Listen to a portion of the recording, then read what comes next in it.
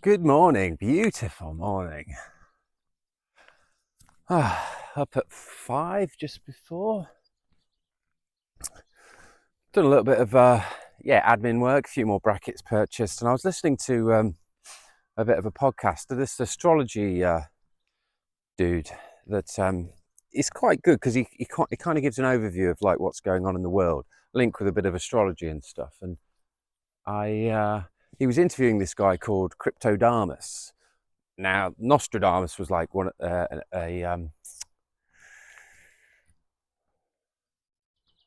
predictions dude, made a lot of prophecies, prophesies the future. And I've got some books on Nostradamus. It's very fascinating stuff for me. I've also got some books on some people that analyse Nostradamus, and that's probably a story for another day. And so there's this astrology dude that's combined his astrology stuff with the crypto stuff. I subscribed to him quite a few years ago, and just out of curiosity. I mean, I subscribed. The video today is going to be a bit about money and investing and a few updates about life, because I had a big history with crypto from 2017 up until probably a couple of years ago when I was working with the bots and I just got burnt out, and having a child, I just needed a complete break with it. But we'll be coming back with nonconformity with a lot of nice little businesses, projects, tools to help people, because it's just so complicated. And I remember his reports, and they were interesting, but they always cover themselves like, well, this could be happening in here and this could be happening there. And I was just listening to, I only listened to about 15, 20 minutes. And they always go like, oh yeah, we predicted the bull run in this year, we predicted this thing here, this thing here. They always look back, and it's very easy to say like, oh, we predicted these things, but they make a lot of predictions. And I just think nobody has any idea if a stock, crypto, commodity like gold and silver is going up or down. Nobody knows. Nobody really knows. Apparently there are, successful traders, but I think a lot of them have like maybe more inside information, and there's a lot of nefarious stuff that goes on behind the scenes. But people put like indicators on. I've played with many different indicators and combinations of indicators, and yeah, it's a wild world. There's millions and billions of combinations, and it can get all encompassing. And I just think at the end of the day, nobody actually really knows, really. And that's why a lot of our projects are going to be very simple and take the stress out of it and just make it really easy to kind of invest and have fun with it and leave it. Because if you make sure, you've got to make sure, one of the big mistakes I made is I had pretty much like all my money in crypto and then made some money and it was all in there. I didn't diversify.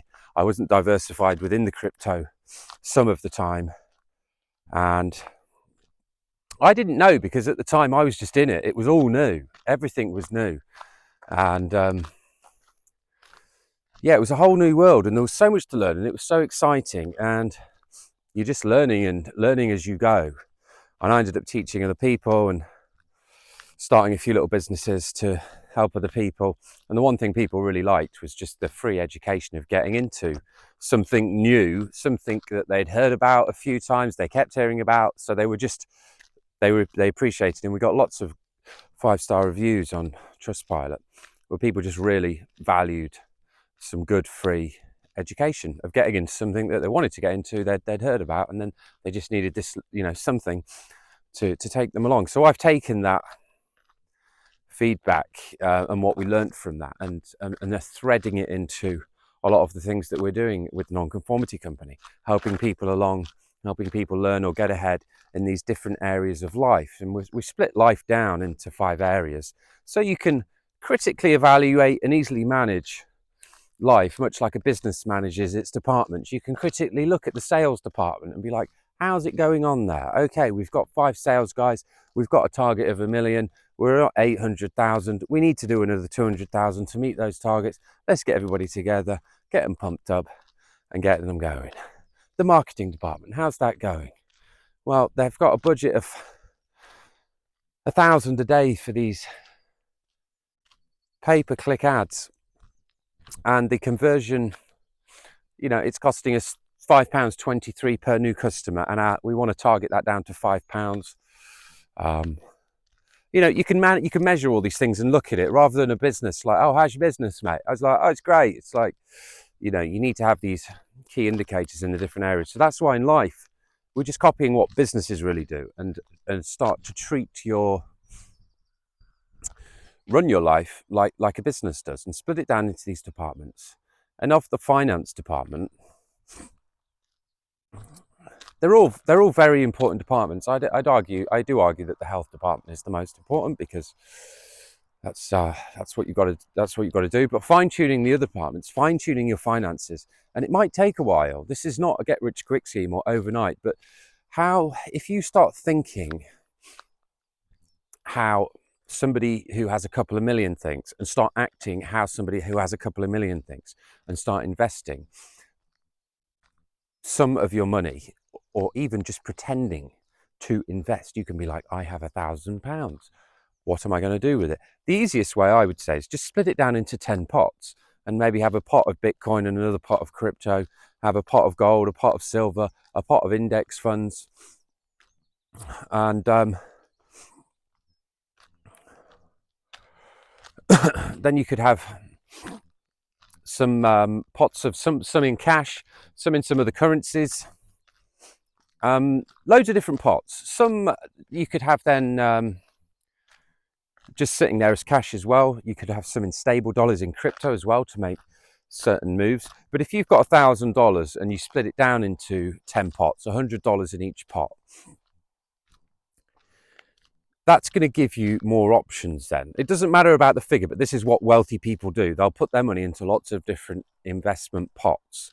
So they can then look at those pots, because they might need to move some money around. They need buying a business, opening a new business, buying a house, doing this. And so you can look at your pots, and it doesn't matter then if like crypto's down, because one of the other pots will be up.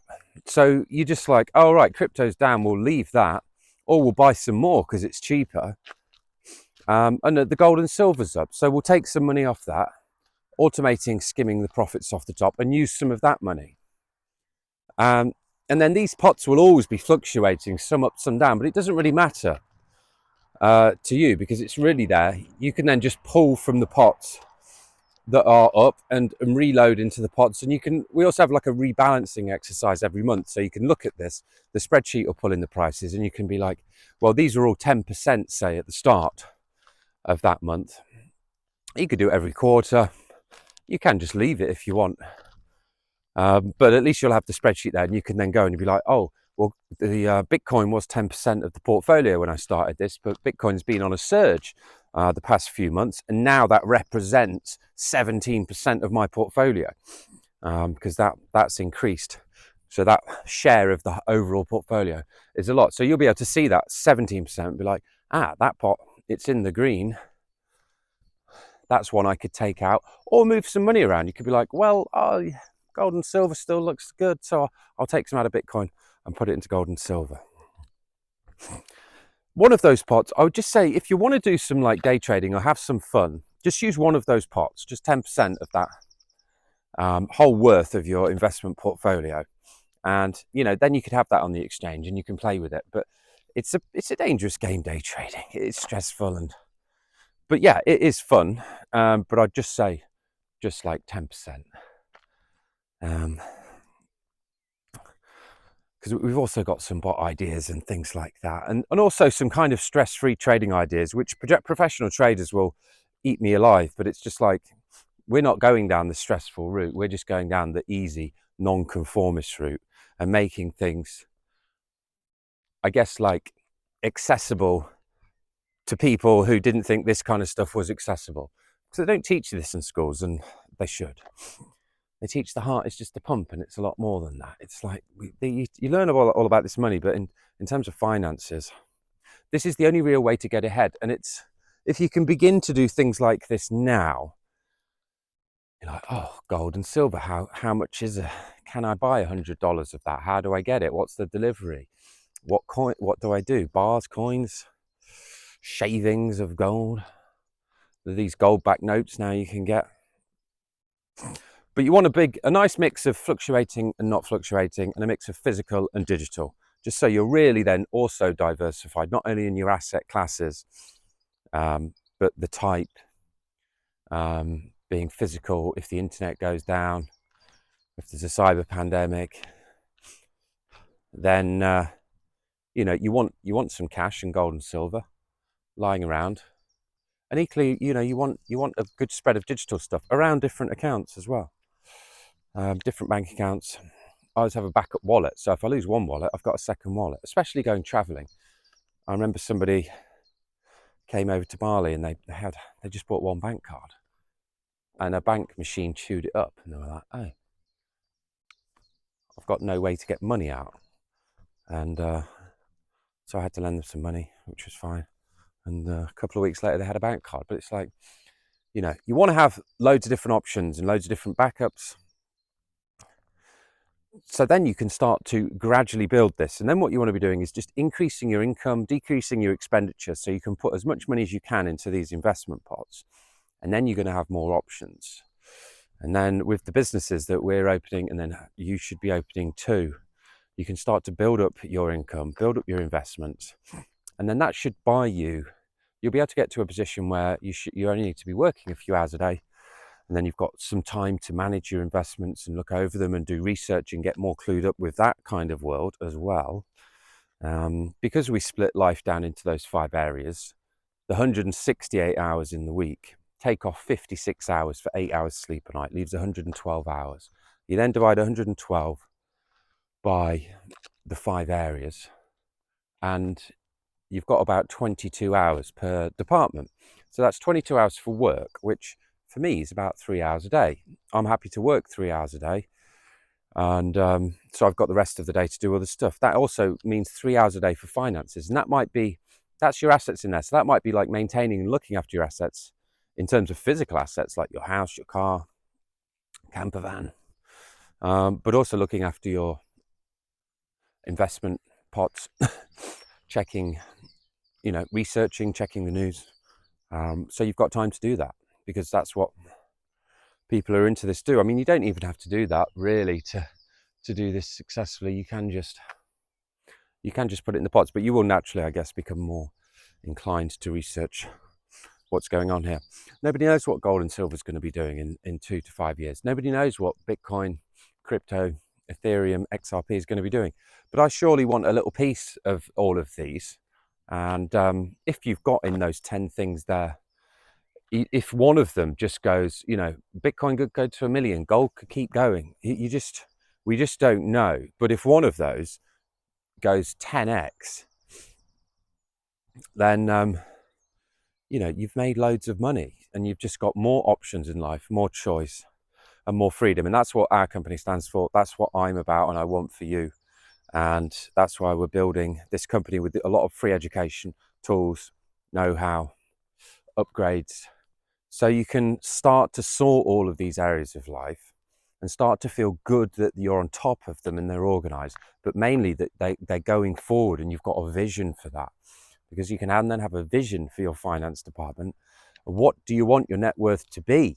How much do you want to be worth? Do you want to be worth 1 million? Do you want to be worth 2 million? You don't need to be a millionaire to live a millionaire's lifestyle. Because most people, the millionaire lifestyle, it's freedom of time. And most people don't need too much money coming in or from their investments or from a couple of businesses semi-passively to cover all of the things that they've got going on. That's all you need to get to, and then you're kind of on your way to a millionaire lifestyle without having £1 million. So we'll leave it there. We've got quite a bit on today. Ordered some more screws and brackets, some eBay messages. My mirror's smashed in the wind, which is a shame, but yeah, we've got to go out today for some bits. Emily's seeing a friend, and then we've got a bit of a family gathering. And yeah, just cracking on really with the jobs to get out of here. So big love, people.